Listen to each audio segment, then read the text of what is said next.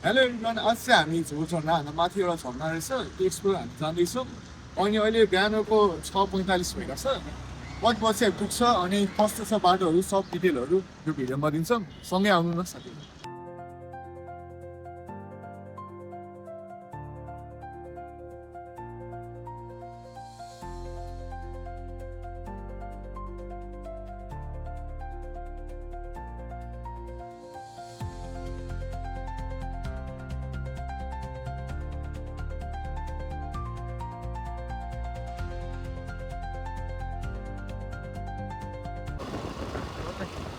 Traffic no traffic सक्छ क्या सकेन। यो ठाउँमा चाहिँ धेरै स्पिड कुदाउनु मिल्छ तर नकुदाउनु गाइस, यहाँ एक्सिडेन्ट हुनसक्छ। मान्छेहरू उयो टर्निङबाट स्वाटै आइदिन्छ थाहै हुँदैन। त्यो यहाँ चाहिँ बिस्तारै जानुपर्छ। यहाँ जहिले मान्छेहरू झ्याम झुम आइन्छ। त्यही भएर मैले नि स्पिड स्लो गरेर चलाएर छु। खास चलाउनु देखेर मलाई नि कुदाउनु मन आएर मैले नि घन्टै 50 गरेँ। कुदाउनु हुँदैन, बिस्तारै जानु। यस्तो सिटी एरियातिर भन्दा 50 भन्दा माथि जानु हुँदैन, रिस्की हुन्छ। राम्रो माइलेज पनि 50सम्म कुदाउँदा ठिक्क हुन्छ। बाइक घुडा जस्तै नि हुँदैन, ठिक्क स्पिडमा कुदाउँदाखेरि एकदम स्मुथ फिल हुन्छ।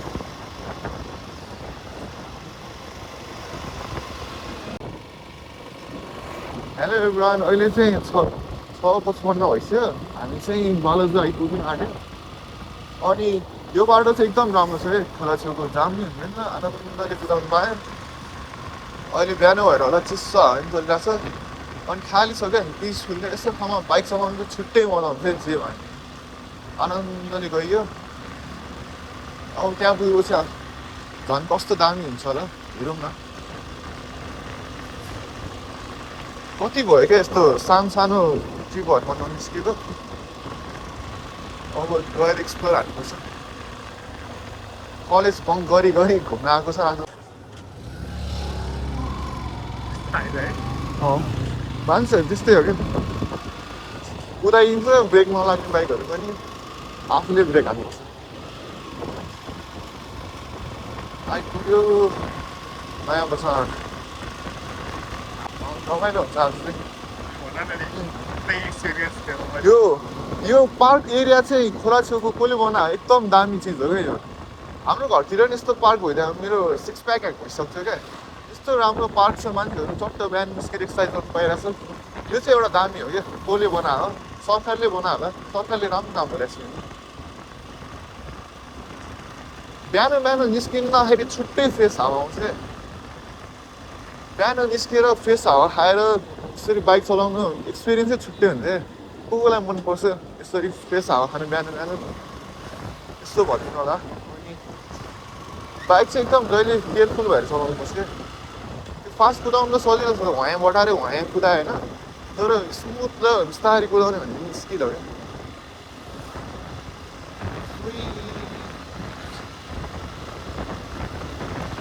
अब ऱ्यान्डम म्यापमा हेरेको भरमा गएर चाहिँ अब के हुन्छ हेर, जाम हुन्छ जस्तो छ। अब चाहिँ हामी गङ्गाको बस पार्क आइपुग्नु आँट्यो। अब यहाँबाट त्यस्तै कति 20 किलोमिटर जति टाढा होला। यहाँ चाहिँ पहिला सुकुम्बासी बस्ती थियो पुरै, त्यो चाहिँ बालेन सरकारले भत्काएछ। त्यो भत्काएर ठिक गर्यो कि गलत गर्यो अब भन्नै सकिँदैन क्या। हो के भन्ने हो, हजुरलाई के लाग्छ? यहाँ 4x4 रहेछ। र गाइस अब हामी सामाखुसी आइपुग्न आँट्यो। करेन्टली अब कति बज्यो, 7:03 गएछ। यहाँ जहिले जाम हुन्छ किन होला। बिहान पनि हल्का हल्का ट्राफिक त छ। अब यहाँ माथि टोखाको बाटोबाट जाइन्छ सामाखुसीबाट। हजुरहरू पनि जानु चाहनुहुन्छ भने त्यहाँबाट देखिनु होला। म तपाईँलाई देखाइहाल्छु। ब्रिज ट्याक्सी आउँदैछ।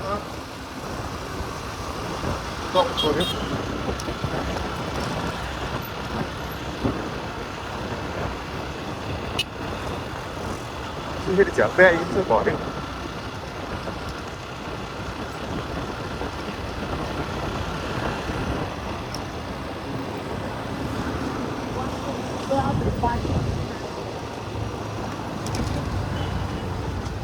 यहाँबाट चाहिँ लेफ्ट जाने हो ड्यान्डी हस्पिटल भएर माथितिर पर्छ हाम्रो झरना चाहिँ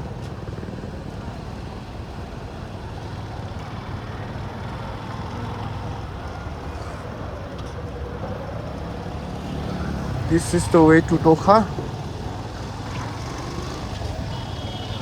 पेट्रोल पम्प पनि यही रहेछ पेट्रोल छैन भने हालिदिने रहेछ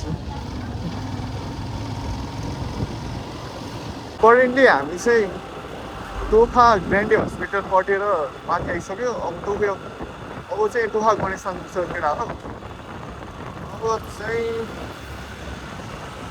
यो घरहरू कम हुँदै अनि भिउ दामी हुँदै जान्छ जस्तो लाग्छ मलाई चाहिँ मैले खासै यो एरिया आएको छैन कि फर्स्ट टाइम नै हो मेरो नि हेरौँ के कस्तो हुन्छ यहाँतिरको वेदर चाहिँ दामी छ पानी परेर नि होला एकदम क्लिन हावा चिसो चिसो फिल भइरहेछ यो गेममा चाहिँ चिसो चिसोवाला गीत हाल्नु पर्ला जस्तो फिल हुँदैन है खाली रोड देखेर चाहिँ जोस आइहाल्छ बटाल्नु जस्तो लाग्छ तर फास्ट कुदाउनु हुँदा गाइस बिस्तारै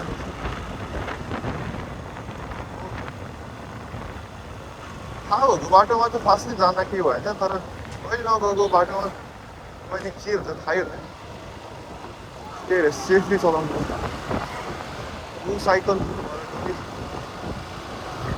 के भयो साइकलमा चलाएर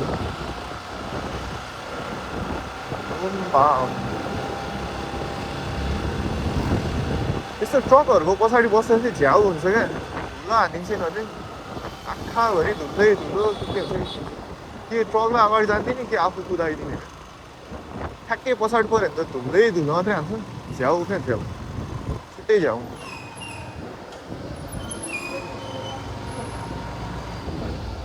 हामी झरनातिर जाँदैछौँ केटा हो तर झरनामा के हुन्छ है थाहा छैन क्या म अहिलेसम्म झरनामा चाहिँ गएको छु तर झरनामा मान्छेहरू पौडी खेल्छ कि के गर्छ नुहाउँछ कि झरना के को लागि हो तपाईँहरूलाई थाहा छ अब त्यहाँ गएर यस्तो सोच्नुपर्छ मान्छेहरूलाई झरनाको विशेषता के हो किन चाहिन्छ झरना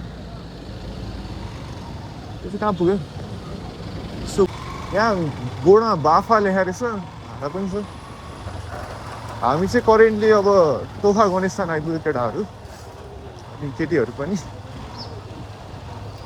यहाँ चाहिँ जाम रहेछ हो क्या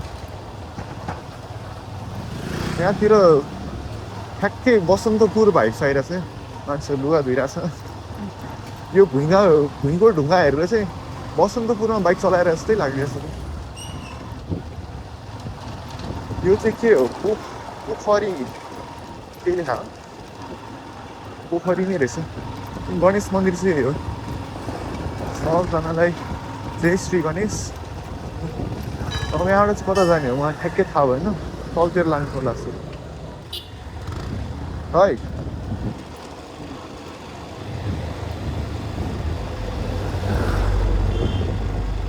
यो बाटोमा चाहिँ यसरी खाल्टो आउँछु त के हुँदैन कि मुस्ताङ राइडर हो नि त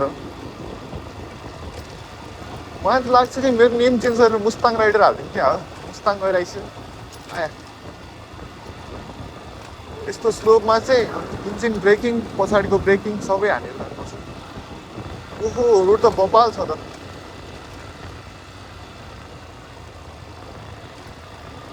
यो मेरो बाइकमा चाहिँ एबिएस छैन त्यही भएर बिस्तारै मिलाएर जानुपर्छ नत्र स्किड हानिहाल्छ मिठो बाटो आयो बाटो खाली यहाँ चाहिँ कम भिडभाड क्या यस्तो कम भिड भएको ठाउँमा चाहिँ छुट्टै फ्रेस क्या फिल हुन्छ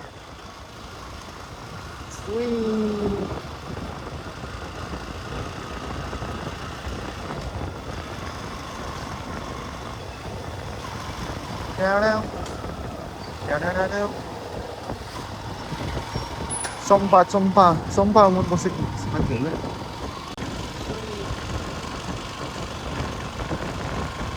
अब झोर पुग्न आँटेको जस्तो लागिरहेको छ मलाई यहाँतिर चाहिँ हरियाली धेरै मान्छे कम क्या ठ्याक्कै मैले खोजे जस्तै ठाउँ क्या मान्छेहरू कम हरियाली शान्ति म चाहिँ मान्छेहरूलाई आफ्नो बिताएको दिनहरू यस्तै शान्त ठाउँमा आएर चट्ट घुमेर रिल्याक्स भएर जानु रिकमेन्ड गर्छु माइन्ड फ्रेस हुन्छ यस्तो आयो भने। हुन त मेरो माइन्ड जहिले फ्रेस नै हुन्छ, त्यही पनि यस्तो बाटोमा यस्तो सुताएर चलाउनु मजै हुँदैन।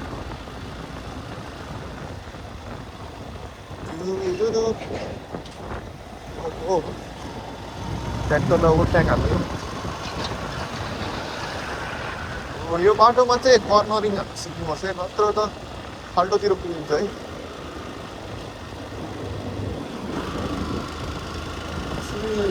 त्यो टोखा नगरपालिका वडा नम्बर यो पुलिसको रहेछ, आर्मीहरू ट्रेनिङ, गोर्खा वरियर।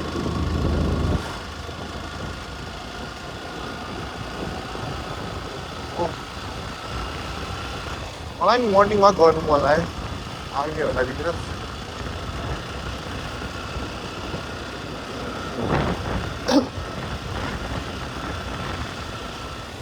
फेरि दुईवटा बाटो आयो होइन, हाइवे हो यस फलो द हाइवे।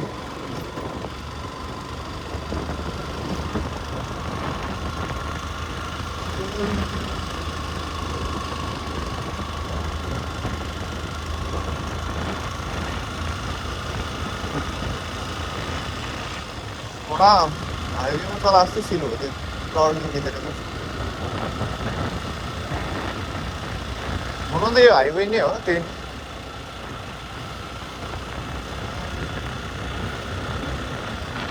फोटो छ।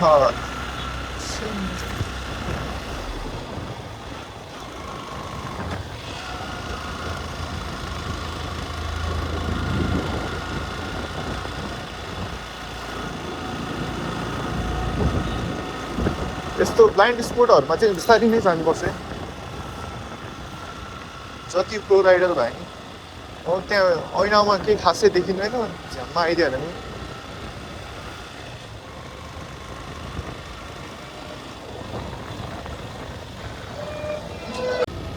भर्खरै लेफ्ट हो कि राइट हो, रङ बाटो गयो, राइट गइदिएछ, लेफ्ट रहेछ जानुपर्ने। अनि एउटा दाइले भनिदिनु हो बाटो, यो दाइले धन्यवाद छ। बाटो त दामी रहेछ, एफसिड भन्दा नि अलि खतरा बाइक लिएर हाल्छु दामी हुने रहेछ। यस्तो उकालोतिर सर जाने खालि, यसमा त कम गियरमा आनन्दले जानुपर्छ।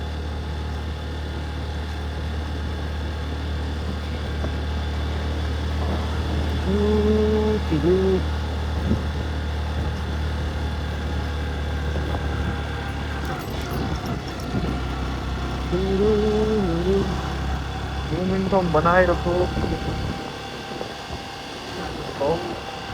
गैरी गाउँ छु, कति ठाउँमा हो गैरी गाउँ, घुमाउँछु स्वयं मलाई समय।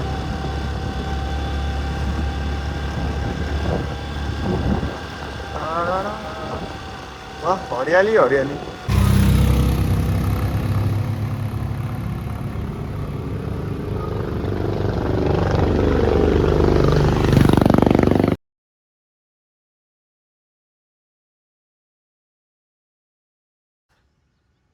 एकछिन रेस्ट दिनु पर्यो। आज चाहिँ फ्राइडे घुम्न आएको, फर्स्ट टाइम घरको बनाउँदैछु, कस्तो हुन्छ थाहा छैन केही पनि। आवाज पनि तानिरहेको छ कि छैन मोबाइलले, त्यहाँ पारिरहेको छु मोबाइल पनि। अनि एकछिन भ्यू हेर्न पुगेको, साथीहरूसँग जाँदाखेरि साथीहरू सब कुदाकुदै गर्छ, सबजना टाढो टाढो पुग्छ। एकछिन रोकेर रेस गर्दै जानु मन लाग्छ मलाई चाहिँ। फेरि एकछिन घाँसतिर यसो बसिदिएको रेस गर्नु। त हेर्ने यसो रेस गर्नु, कति भ्लग हेर्नुहुन्छ रेस गर्नु।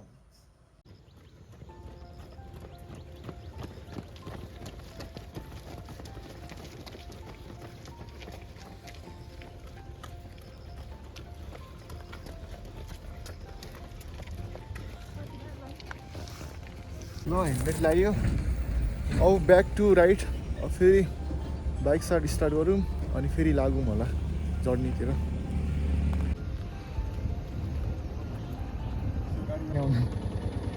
तिन पानी ओसो तपन के त्यो, मलाई त पढ्नै आउँदैन क्या।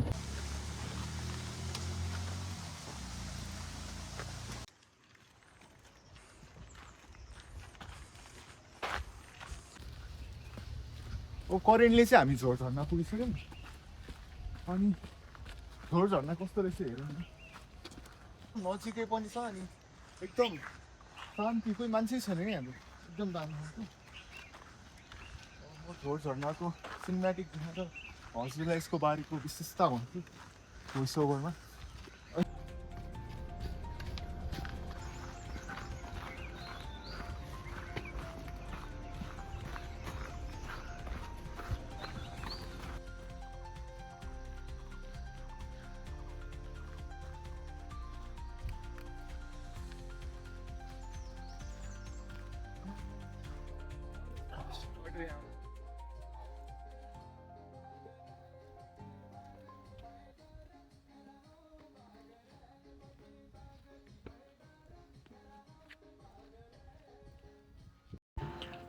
फाइनली बोडेश्वर महादेव आइपुग्यो र माथि झरना छ हेर्न सक्नुहुन्छ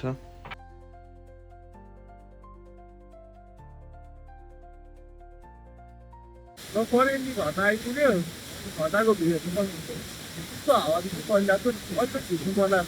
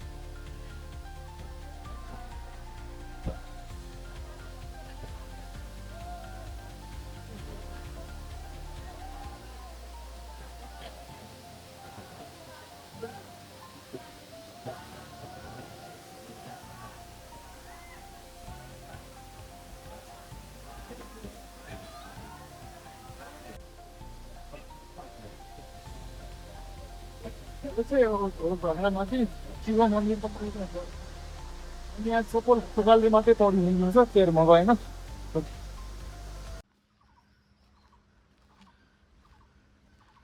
back to the road trip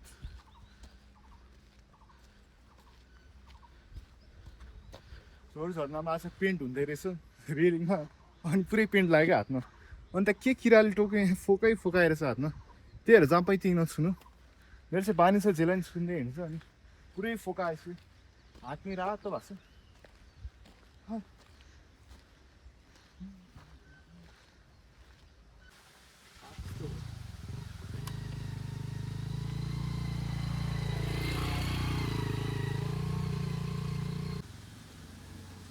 guys bike चलाएको पन्चाउन्न कन यस्तो हो क्या त्यो जहिले राइड गर्दाखेरि पन्चर आउनुपर्छ पुरा हात भित्रको पुरै फोका आइरहेछ होइन पुरै हात पोलिरहेको छ त्यही भएर पन्जा चाहिँ लाउनै पर्छ अलि रडियो हात यस्तो भयो त्यही भएर हजुरहरू पन्जा चाहिँ नछुटाउने बाइक चलाउनु